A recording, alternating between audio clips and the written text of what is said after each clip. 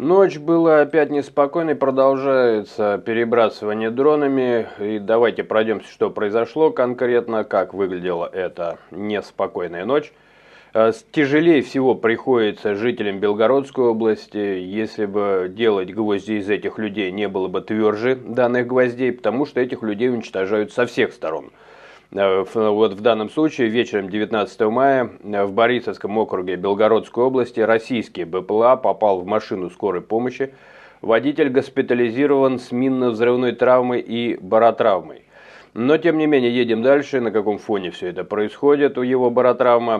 Ночь с 19 на 20 с 8 часов вечера 19 мая и до 7 20, то есть всю ночь массированная шла атака украинскими БПЛА. Минобороны РФ заявила о сбитии 273 беспилотников над 18 регионами России: Крымом, Краснодарским, Ставропольским краями, акваториями Азовского и Черного морей. Около 4 часов утра 20 мая Кстово, Нижегородская область, серия взрывов, сильный пожар на МПЗ «Лукойл Нижний города нефтерсинтез», поражена установка первичной переработки нефти ЭЛО АФД. Это уже повторная атака на этот завод. Предыдущая была 18 мая, также вот стоит напомнить. Губернатор Никитин подтвердил возгорание на двух промышленных. Вот есть специальные губернаторы, если кто-то не понимает, кто это такие, их никто не избирает, их просто назначают. А каковы их функции? Они должны фиксировать, что наконец сгорело. Видимо, они для того и существуют. Ну, чтобы вот как-то записывать, насколько все уменьшается инфраструктура. И вот данный Никитин справляется со своей работой. Он подтверждает, да, горит, видимо, все нормально. На двух промышленных объектах школы Кстовского района переведены на дистанционку. Вот он говорит, все нормально, жить невозможно. Детские сады, дежурные группы. Утро 20 мая также Ставропольский край был отмечен не очень спокойным сном. Атака БПЛА на промышленную зону Невиномысска. Цель завода Невиномысский азот. Производство удобрения аммиака Еврохим. Подробности о повреждениях власти не дали. Там власти не справляются. Ну, может, список большой еще как-то точат карандаши, возможно. Утром 20 мая Рязанская область, повреждены жилые дома в Касимовском районе, граница с Нижегородской областью, пострадавших нет, ну и слава богу. Я бы отделял, есть люди, мирное население, и есть ну, вот эти с карандашами, которые записывают, что сгорело, что не построено, что разворовали. И вот людей хочется поддержать, потому что этим вообще неизвестно куда, у них даже нет денег уехать. Эвакуации, я даже это слово произносить, меня не поймут, что это за слово, наверное. Особенно, если кто-то оттуда посмотрит. То есть, эти люди вообще они такие, их там с одной стороны бомбят, с другой. Если не разбомбили, значит, посадили.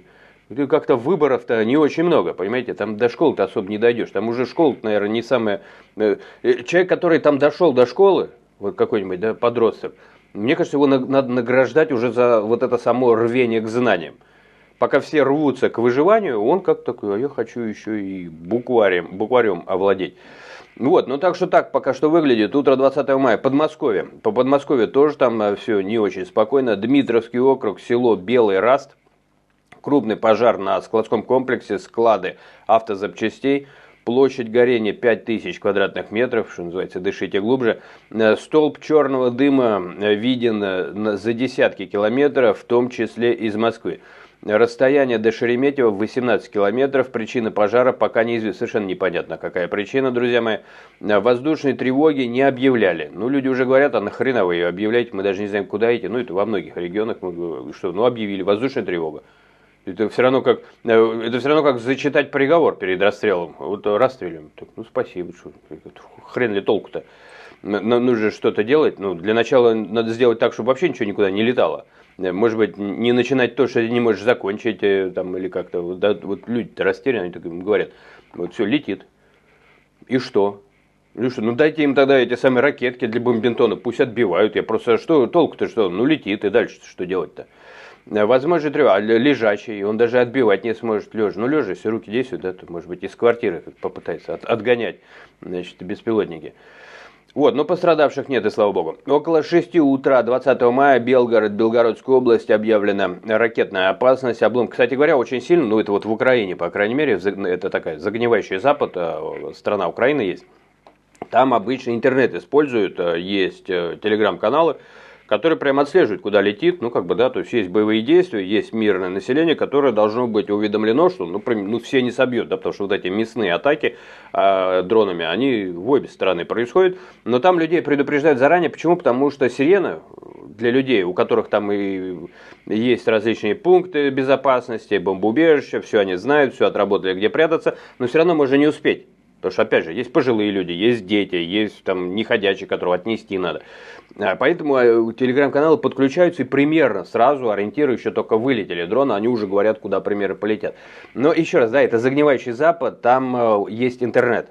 В России, Россия опережает по своему развитию все страны гнилостного Запада, и поэтому она уже пережила интернет, она его отключила, то есть уже можно и без.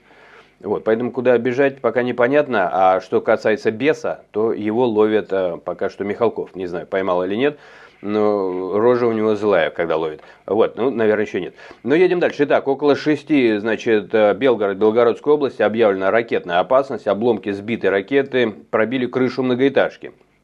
Ну, замечательно. Разгонные блоки от ЗРПК «Панцирь С-1» упали во дворе жилого дома, пострадавших чудом, я бы добавил, нет. Утро 20 мая, Сумская область, Конотоп и другие населенные пункты. Ответный удар по Сумской области, у меня бабушка оттуда. Вот, туда, значит, ударили российские дроны. Ну, тоже, наверное, ищет какой-то МПЗ, да? Нет. В Конотопе обрушилось перекрытие многоэтажки, 3 человека пострадали. Здесь удар тупо по обычным объектам жилой инфраструктуры. То есть мирного населения 3 человека пострадали, слава тебе Господи, что вот не очень много, да, хочется надеяться, что не очень тяжело. Спасали гражданским транспортом, в других районах области повреждены жилые дома, Краеведческий музей, пожары, 8 раненых по данным ГСЧС Украины. Утро 20 мая, Одесса, российская атака БПЛА, полностью разрушен одноэтажный дом, повреждены жилой сектор, склады, объекты критической инфраструктуры, пострадавших нет. Такая ситуация, не буду особенно ничего от себя добавлять, добавляйте вы со своей стороны, то есть вот обмен этот дронами идет, кто-то, я прям по комментариям вижу, что не все ведь погружаются о том, кто, куда целится, есть только полное ощущение, что люди, особенно лишенные денег, еще с 90-х, как все оббирали, все как везде эти все крупные холдинги, какие-то компании. То я к чему? К тому, что о людях вообще не заботятся. Не эвакуируют, никуда не спасают, не дают денег. Не, если уже ведете войну, то есть начиналось со спецоперации, годы идут, но объявите уже войну. Это что даст? Это даст очень легкий метод уехать в любую буквально страну, для любого из тех стран, которые ведут боевые действия. Прям вот добрался, приехал, сказал, я беженец с такой страны, там война идет.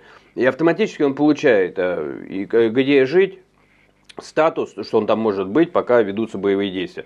А то, вот, да, и все, ну, понимаете, да, вот как эта механика работает. Я сейчас даже не про политику, не про то, как будет использоваться, про то, как все страны в этом случае должны высказать свою позицию. Это мы все послушаем, когда мы уедем в безопасное место. Но у людей появился бы не просто шанс, это все отработано, люди уезжают и могут получать убежище автоматически, и из этих убежищ находиться в них сколько будут вестись боевые действия. И мне что-то кажется, что боевые действия очень быстро закончится. Почему? Потому что тогда не будет мирных, по ним не будут попадать, не будет такого резонанса, наверное, да. И потому что я в последнее время слышу, что такие умные аналитики говорят, это продлится еще год-два. Я такой, ни хрена себе, там, или 22, или 10, Китаю выгодно. Тут вот один не глупый человек, но говорит, такой аналитик, он говорит, что и 10 лет хорошо, вот Китай с этого, значит, плюшки получает. Я как-то не настолько Китая люб, чтобы ради Китая сидеть и дохнуть потихонечку, пока он там 10 лет ему выгодно, потому что это геополитически выгодно. Да я клал с прибором на Китай вместе со всеми аналитиками. Объявляйте войну официально, прям делайте война. Все, и мы как сирийские беженцы наконец приедем, все болельщики Спартака и Зенита наконец приедут в Германию забудут, что такое, значит, вот эти сирийские, нападающие на женщин в Новый год. Понимаете? Ну, может быть, болельщикам их будет тяжеловато. Ну, что дороже, что важней. Вот, но если шутки в сторону, друзья мои, народ просто, его оббирали 30 лет там везде, на всех этих территориях обобранный народ, который вообще не знает, что ему делать. В него летит со всех сторон. Про справедливость только хочется подумать, да все как-то не до этого, да, там, даже отслеживать происходящее сложно. Поэтому неплохо бы, чтобы людей спасали, их отвозили, отводили подальше. Вот есть какая территория, да, то есть вот, например, от Сумской области, образно говоря, да, ну, то, что, где ведутся дроновые бои. От Сумской области, ну, там, до Урала, да, ну, вот это небольшая территория, которая сейчас, там, как, там, просачиваются дроны, я не знаю, я не понимаю блогеров, которые говорят, там, кто-то просачивается, за какая-то захват территории. Территория боевых действий с серой зоной, это от Сумской области примерно до Урала. Вот такая небольшая территория. И вот эта территория должна быть, там должны быть эвакуированы люди, должны быть спасены. Им надо дать много денег, чтобы они могли куда-то переехать, сами страны. Если у самих стран нет, ну там, не знаю, если в России все забрали Ротенберги, ну бывает такое, то есть ему было нужнее, а на остальных не хватило, то, ну, значит, объявляйте войну, и другие страны просто обязаны будут это делать, принимать. Дело в том, что это появится очень много обязанных заботиться о мирном населении. Мне почему-то кажется, что война сразу закончится.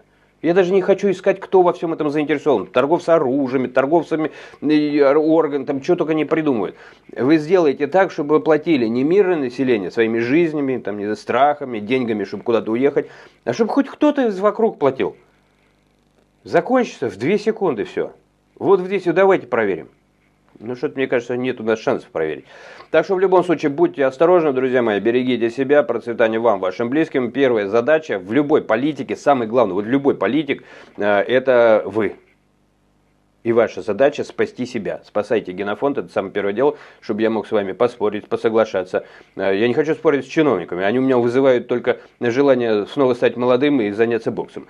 Такие у них рожи, прямо, что называется, как на мешок боксерский смотришь. Так и хочется отработать хук справа. Ну и, конечно, оверхенд, это вообще моя любимая фишечка. Так что всем здоровья, процветания, друзья мои, и увидимся в следующих новостях, если вы мой призыв восприняли и исполнили. Спасли себя, и дай-то так оно пусть и будет.